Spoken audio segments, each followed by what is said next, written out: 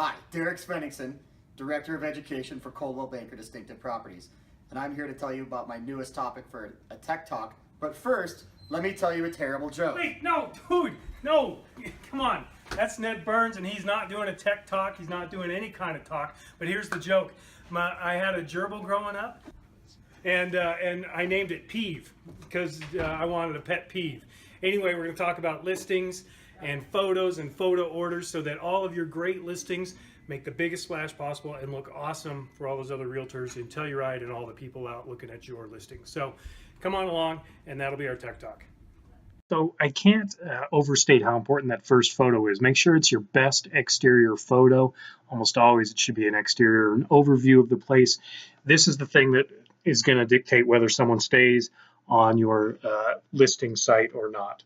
So choose one of the, it could be an aerial, it doesn't have to be. These two examples are aerials, but you want to be dramatic. You want to give a feel for where the thing sits in the world. And if it has land, you want to give it some expanse. So this first photo is pretty crucial. One of the things I want to caution against in your opening set of photos is not using too many exteriors before you get to the interiors. If you have a really cool view shot like this one or another great exterior, go ahead and use it. But if you're more than 3 exteriors to lead your photo roll, I think you're not giving your viewer enough information that they can't already see. So 2, 3 maximum, and then let's get inside to the bigger areas. Don't lead with the entry. You don't need to tell the story exactly as it happens in the home. Go to the big rooms. Viewers want to, from the exterior, viewers then want to see the big rooms, the living rooms, the kitchens, dining rooms, and master bedrooms. So I'm going to show you a couple of examples of that. So no matter the size of your home, it has a living room of some sort. Give your viewers a sense of these are the spaces you're going to spend your time in. These are attractive spots. So take a good look at this. And it doesn't really matter what order these things happen in the home itself. You need to lead with the living room and your interiors, and then move into the dining and kitchen. So not every home or condo has a dining room, but if it does, that's probably where you want to go next from the living room. Viewers want to see, where am I going to be spending the most of my time? They want to see these rooms. And so given a couple angles of it is fine. I wouldn't do more than 2 or 3 of each of these rooms, the living room, the dining room, and the kitchen. A lot of times the dining room is part of the kitchen, so show that from a couple of different angles. But this is where I think viewers really go, oh, I can picture myself in this home when you start showing these rooms where they spend the bulk of their time. This is where you'd want to show any type of breakfast nook or breakfast counter dining nooks as well. I believe you should move from the kitchen dining room stuff to the master bedroom and master bath. Again, regardless of how the house actually flows, this is the next place where people want to see, could I live here? And the master bedroom, as you know from showing property, is a very big factor in that. So we go to the master bedroom. You can do a couple shots of it. And make sure that you're giving a good sense of where people will be sleeping. If it's en suite or if there's a bathroom connected to it, that should be then the next photo or photos. So it goes from dining and kitchen to master bed, master bath, and then we will move into the guest bed and the associated guest baths. A couple notes about bathroom photos. Toilet seats need to be closed. Make sure your photographers know that. Toilets don't even need to be in the photos, I'll be honest with you. We assume there are toilets, so if you can avoid it, don't feel like, oh, I got to show the toilet. There's a toilet here. Just let it go. So after the master bedroom and bath, you've got the guest bedrooms, okay, and a couple of guest baths, and then we will move into the other interiors. Please don't feel compelled to show everything. You don't need to show the water heater or that sort of thing, but if you've got a sunroom, that can come. You have a study, extra bedrooms, of course, a flex space. Those would be the next things. And then you can move into a powder room or 2. Again, it doesn't matter where it is in the house, but a powder room should not be your first interior, even if it might be the first room in someone's house.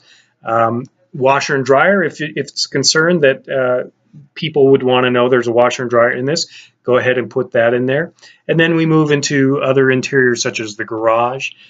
This one is a big parking garage, but it's useful for the condo owner, so that should be in there.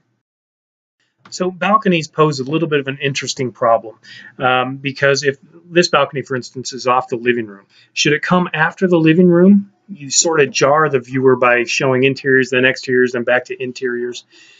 So it's kind of up to you, but if you think that this would be better after the living room, you can definitely put it there.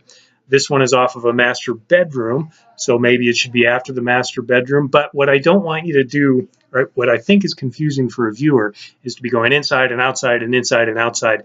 So typically, I do suggest putting all of your outdoor living spaces at the end, unless there's a really compelling reason to include it with the area you just got done showing.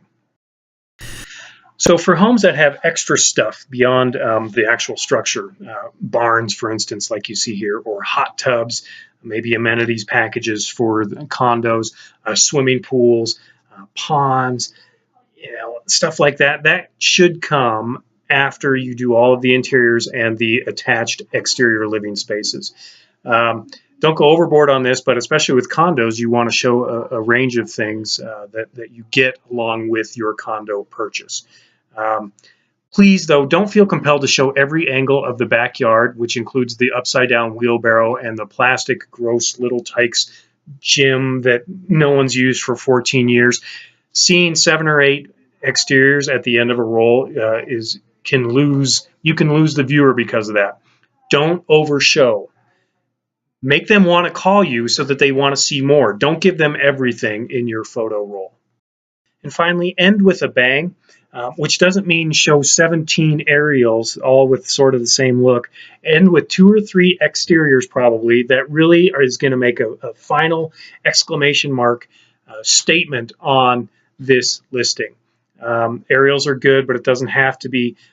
It can be another outdoor living space, something that is eye-catching, but it makes that final statement, and it almost forces the viewer, if they've made it through this long, to pick up the phone and call you because you've done such a great job with the photo roll. All right, to recap then, lead with really strong photos. Don't give me 18 exteriors. I don't need that. Get me inside quickly. Don't overshow. I don't need 7 different versions of the living room. Okay, less can be more. You want the phone to ring because they don't know everything.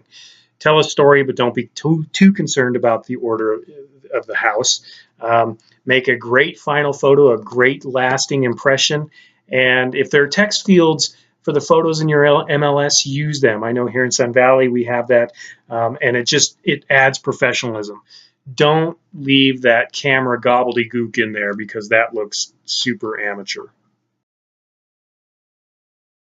So while we're on the subject of listings, I just want to draw attention to the ad copy that you have to write. I'm not going to read all of this. This slide is attached to the Tech Talk, but you'll have more luck writing good ad copy if you pretend that you're talking to someone.